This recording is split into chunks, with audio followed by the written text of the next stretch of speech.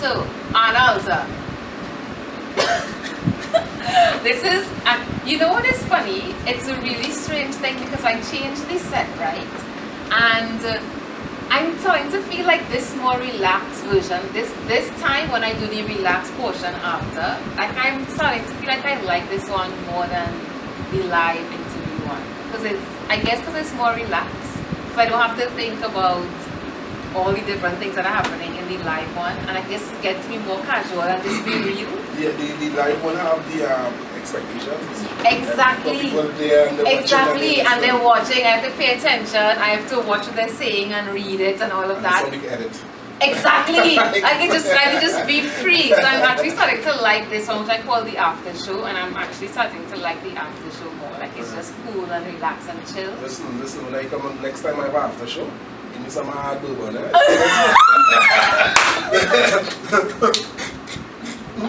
That coffee, just sip away. Stop playing. We'll make a note. Somebody, guys, make a what is the exact thing we need to have when we have you on set? What is Jack. it? Just Daniel. Jack. Daniels. Jack Honey Daniels. or regular? Regular. We don't know honey. We don't know. Alright. So You know? when we have particular people on set, we know what they need. They have their rider and they'll need his bourbon so he can bring the fire. Right? And you know I realized too that I changed the set around this time. And the interviews I did in 2018, they were the set was a little bit, it was less decorated. But the framing actually was different as well. Like it was closer, we were closer to the camera. Correct, yeah. We were actually, the interviewees were closer. And the funny thing is that I like the professionalism and I like the elegance of this setup. But the funny thing is that like I know intimacy is a weird word to use, but I miss that closeness, like being closer to the person and then being right on the screen. You could just read the comments from the screen and everybody just felt so interactive. So it's a little, that's something that happened that was unexpected, you know what I mean? Yeah. But I like this. which one? I like this. The new set, right? Yeah. So I think it's good that I have both. So I have this, which is very professional and we present at a certain level, Yeah. but then I also like that I get to do the casual too. Yeah, man. So I love it. Work. Yeah, right? Work. Right? I love it. So Anna, question I want to ask you, right? When you're home, you have, I hope you don't mind telling the viewers this, but you have children, right? So when you're home, like, are you like motivational, like fiery Anna, like what you come for today, like with your children and stuff, or what do you like when you're home? Most of the times I'm in my zone. Okay. You know, daddy. Yeah. You know, just there. Yeah. Nothing to, unless a question, you know, and they understand. They understand that, you know, it's not about locking off. It's just this is my zone, and they are already programmed in a way that solving their own problems. Yeah. You I know? love that. Yeah, they already know to solve that. And if it's that. really challenging, they'll come for advice, you know, Exactly. come a suggestion. I want it. Exactly. You know, or things like that. But no, if I getting ready for my podcast, and I've been just chilling. Yeah. You know, just chilling. Yeah. How do you think they would describe you, your children? Talky. That was fast. No, I'll tell you when my biggest daughter knew so much, she said, Daddy, I'd rather you beat me. She said, Daddy, I'd rather you beat me than talk. Gosh. I'd rather take licks and done it right there, go in my room and call it a day. And this is how I cut off point. Never cut a point there, but with me, listen to me. You come back again. Yeah, because I think my point didn't come across. Yeah, so that is so licks. funny. Yeah. That is hilarious. What did you do when she said that? Continue talking. I ain't done talk, come here. I heard you. Okay, Daddy. Oh my gosh, that is so funny. Yeah. That is so funny. Yeah. How would you describe the experience of being a parent? Like, yeah, how would you describe that? It's still a wonderful feeling, you know. It still know that even no matter how much people still depend on me on the outside, how much people depend on me on the inside, and having these people depend on me is so totally different to what the people outside looking for. You know, the people outside, yes, they want and I get paid for that, but knowing that if my kids are grown in their 20s and they still look for that support, they still look for that advice, they still come after me, they still seek me out, they're still there, you know. So, but it's an amazing thing as a parent, living in this time too. It's amazing. Again, it always boils down to who you are as a parent and who your kids see you as. You know, most men, you know, we consider ourselves too busy. Some of us think we cannot manage. You know, it have no real workbook to be a parent. You know, it have books out there, but it's not really. It's just your intuition as a human being, because it already as a human need. It's already in us to take care, because a lion will take care of the cub, a dog will take care of the pups, without being, you know, from a book or anything like that. So as human beings, we need to take that time and figure out our, you know, our solutions for our kids as well. You know, we want to palm it off on the schools, palm it off on the daycares, you know, and hope auntie help. Auntie the ones to solve that problem. Not when you could solve your problem, but we're not taking time to do it. But for me as a parent, I've been there, done that. You know, and yeah, thank God that I have grown children now, and they do well. They do well. Would you say it was harder than you anticipated, having children? I can't remember anticipating anything. Right. I just was You're having just kids, open. and I just taking care of my Right. kids, you know. Right. I didn't anticipate, well, all right, you know. Yeah. No, and I think within living my life ever since, and I never really anticipate. You know, sometimes it might seem bad that I just going with the flow, with my flow.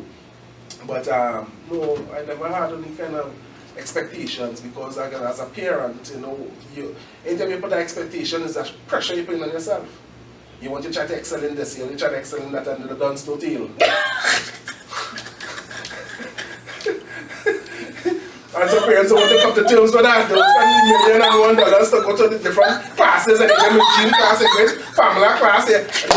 They just naturally, I mean, I want to use the word dance alone, but they're naturally, you know, they're not the child forte. You're not taking time to tell the child, no, the child is a good artist. The child is a good painter. The child is a good musician.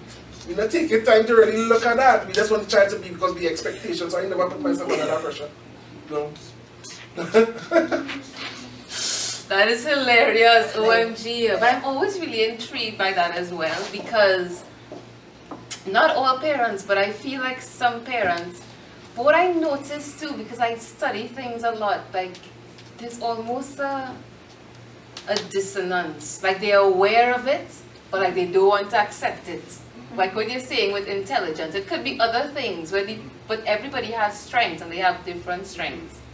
So the child might be good at one thing, or the child might be a particular way, but it's like they don't want to, like they see in it, but they don't want to see it. You see, because most of the time parents create their own expectation for the kids and put the children under that pressure. You understand? They put the kids under that pressure. But even your child not well off in academics, okay, come to terms with it first. Say, babe, say what when I understand. You ain't really done so. You understand? But you know, you're good at this, but you're not that good at other. I respect that. You understand? And you need to push yourself. And yeah, but tell me what the child push you to, not really geared for that. The child brain more creative than anything else. You want the child to sit down and read one-on-one, just do mathematics, algebra, whatever they teach them in school. You know, and people have to come to terms with that. Yeah. You know, and again, you know, some parents put that pressure on the kids, and the kids want to run away, they want to commit suicide, they want to go through a life where, and the world is so open now that like in the days, in the 80s and the 70s when I was growing up, it have limited, you know, information out there. Yeah. So I had to work with what I have. Yeah. You know, we grew up in the 70s and 80s and before that. We have to work with what we have, but now the world has opened up so much. I mean, you go to New York, to London, to any part of the world, you see creative spaces. Yeah. Where children just being open, and it's like blow mind. You know, Japan, when I travel, I mean, I see creativity all over. It's like, wow. You know, and these children that get to the diplomas and they're accepted in society. You understand? And they make the money off of it too. Some of them make money, they don't know what to do with the money, meaning that they're not so focused on the money just piling up in anything there. Yeah. They live in one set of clothing. Yeah. They drive one car, if they do drive. You know what I'm saying? And they have millions in the bank because people pay them for different arts and whatnot. And You know, so sometimes we need to change our priorities when it comes to our kids and see, you know, take more focus, pay more focus on them, pay more attention to them. Yeah. You know, we studying ourselves too much. Yeah. Experience. When you make a child, it's a whole different way. You bring a child into this world, a whole different world. It's not about you no more. Yes, you have to prepare yourself. You make time for you to prepare yourself to take care of this child. And most of the times I can't handle the child. It's that you can't handle the child. You never prepare yourself to handle the child. So, yeah. What was some of the moments that you recall that you enjoyed from the interview today? If you recall so any, I feel like your brain moves so fast. Yeah, see what happened, I always tell you, as I tell you earlier to other people, what I put out is for you. My brain didn't build to remember this stuff all the time. You know, it's just putting it out there. Who want to grab it, take it. That's for them. But for me, the moment is just being here. Just being, you know, the moment of coming in and pulling up and, you know, knowing that I'm coming upstairs to do this. That's it for me, you know. When I came in, how excited I was, and we were having these, you know, that's it, you know. And then later on, I'm going to talk again. Yeah. Put on another program, my program, and just talk. So, hey, this is my life, this is what I do. Yeah. So the program you're going to do when you leave here is your podcast called the 1% Mindset Podcast. So tell me when you decided to do this, how you conceptualized it, why did you call it the 1% Mindset Podcast? What do persons learn when they tune into your podcast? Give me the whole spiel. Well, first I did one about 2 years ago. Yeah, my first podcast was the Power of You. Right, and I interviewed people and whatnot and thing. And then I take a break. I travel, so I didn't have time. I didn't want to cater for anything and commit anything. And last year was the only time I never traveled. The only time I stayed home and build the business and whatnot and thing. So this year I decided, all right, I'm going to bring back not the Power of You, but I want to do the podcast again. You know, it's there, it's 1%. You know, if you want to call it whatever, because the whole thing about this is that we always quarrel and complaining about the 1%. Why we don't be with 1%? Exactly. Why we don't try to attain to be 1%? I totally agree. You know, we always think, and then 1%ers and taking everything. Well, all right, take back. Find a way to take I back. totally agree, and we had the challenge last 2 weeks with Mommy the Stop Complaining challenge. Yeah. So stop complaining about people, stop complaining about who have money, who drive in this car, who live in where, stop complaining. So the 1% mindset is really to capture people mindset by 1%. Most of the times when people ask the question earlier on in the show, how can they do this, how can they do that? And you know, sometimes it's a 2mm shift in need. Okay? And if you understand golf, if you're off by a fraction right, of a degree, over time, right. it ends up in so far off the target. Correct. So it's a 2mm shift. Exactly. You don't need this big shift to change the thing in your life, just this 2mm shift. You understand? So if you do something every day by 1%, say you wake up half an hour, 15 minutes earlier than normal. As I said, by 30 days, like 30% growth in waking up. You have week. If you multiply that by the 30 days, how much time you have for yourself for the month? 15 by 15 by 50 by 30. That's how much time you have for the month for yourself. It was better than last month because you didn't have no time for yourself. The 1% mindset is really get to help people have practical solutions to everyday life, their business, most importantly. You know, and again, it's as the name, the 1% mindset. As I said, I know people tell me personally they don't like the name because they like, you know, like I give it the 1%ers something. I ain't getting no damn thing. Well, that mean the podcast is not for you. That's all I mean. Exactly. Because again, what we see the meaning we talk about earlier on. People see things and so yeah, but that program is me and Lisa Marie. She's my co-host. Yeah. Lovely, you know, we started, this is our 4th week. You know, so we build a momentum. You see, information is there, and people need to have a new voices, and this is what we're creating. You're creating a new voice.